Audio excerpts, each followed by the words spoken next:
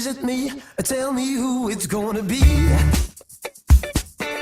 You've been with this guy so long, and I know there's something wrong, 'cause you're sitting here with me. It's up to you, what you do, but my heart is screaming out, girl. That has really had its chance now, and all you have to do now is stay a little longer with me. Déjà, je pense que le public, à première écoute, va avoir du mal à se demander ce qui m'est arrivé. Enfin, en tout cas, à comprendre ce qui m'est arrivé, puisque moi, je comprends pas non plus. Donc, je suis un peu parti dans des délires que j'imaginais pas entreprendre.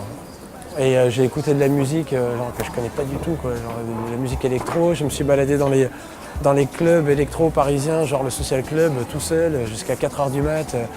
Et carrément, les mecs là-bas me disaient « Mais qu'est-ce que tu fous ici, quoi ?» J'en sais rien, je sais pas. J'ai envie d'écouter de la musique que je connais pas. J'ai envie de voir ce qui se passe autour de DJ qui sont pour moi inconnus, mais apparemment, il y a 800 personnes qui viennent, qui payent 30 € au Social Club pour venir voir ce mec-là qui joue ce son-là.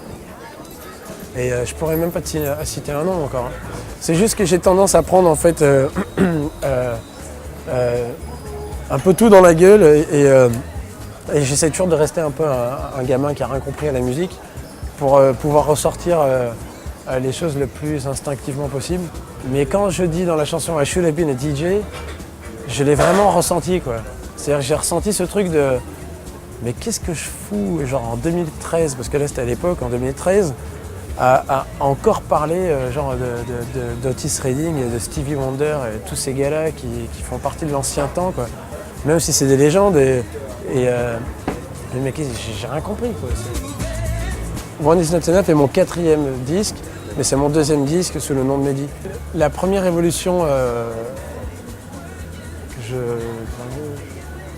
qui est arrivée par cet album-là, en fait, c'est le fait que je devienne réalisateur de ma musique.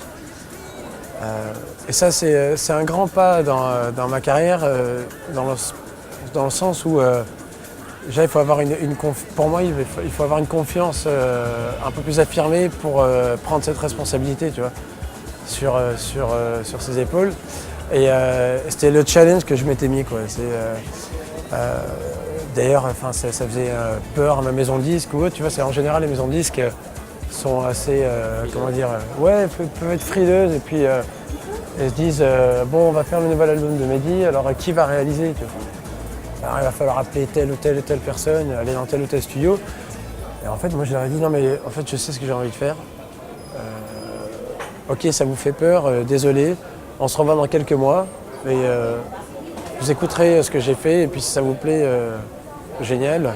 On se prend tous dans les bras. Et si ça vous plaît pas, bah voilà. Peut-être qu'on fera autrement. Et j'ai eu la chance que ça leur plaise. Ouais, l'époque Londres, en fait, c'était pour moi un peu comment dire, le rêve de gamin qui se réalisait. J'avais déjà l'impression de vivre un espèce de conte de fées, tu vois.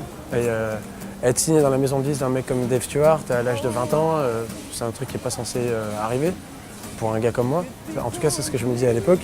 À Paris, c'est l'époque, là je sors vraiment un disque qui marche d'ailleurs, parce que même si l'époque londonienne, elle était hyper importante, il faut savoir que j'ai jamais eu de carrière en Angleterre. Les gens en France pensent que j'en ai eu une là-bas. Non, j'ai habité à Londres, il y avait Dave Stewart qui s'occupait de moi, qui m'a fait faire mes premiers pas dans un studio, mais je n'ai jamais sorti de disque en Angleterre. C'était important pour moi de revenir à Nice, mais ce qui était encore plus important, c'était de me montrer déjà que les choses étaient possibles d'ici. Je voyais que la ville était un peu en mouvement et le visage de cette ville a quand même sacrément changé depuis 5 ans, on va dire. Il y a plus de festivals, il y a plus d'événements culturels. La ville a une meilleure gueule. Donc, je sais pas, j'ai senti un espèce de potentiel créatif dans cette ville. Après, ce qui m'arrive est juste valable pour mon histoire. Il y a tellement pas de règles dans la musique, tu vois. Tu peux être de Clermont-Ferrand et puis tu t'appelles Cocoon et puis tu fais des grosses scènes après. Alors peut-être que tu as d'autres musiciens de Clermont-Ferrand qui vont me dire que Clermont-Ferrand c'est pourri, il se passe rien. Et à part le rugby et Michelin, il n'y a rien.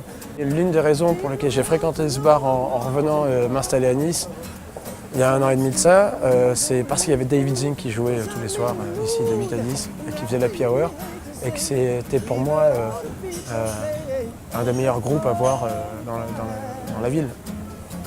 Ça reste un lieu d'inspiration qui n'a pas énormément changé, mais si tu ouvres tes oreilles comme il faut et tes yeux, tu peux t'imaginer plein d'histoires et puis peut-être faire ce qu'il faut pour que cette musique-là parte de chez Wayne ou du Vieux-Nice ou de Nice et aille plus loin que ça, quoi.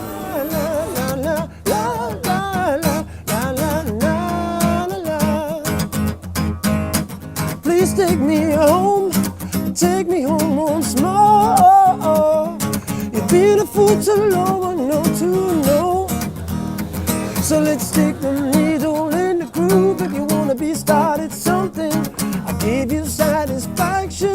Let Lord rule for once in our lives.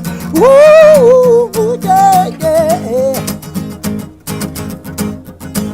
Yes, I'm in love again. And I said, la la la la la la la la la la. And you said, la la la la la la la la la la la. And I said, la la la la la la la la la la. And you said, la la. Yes, I'm in love again.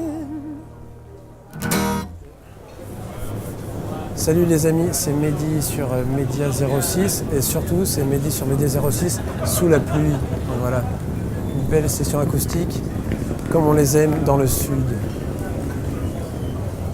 Ciao.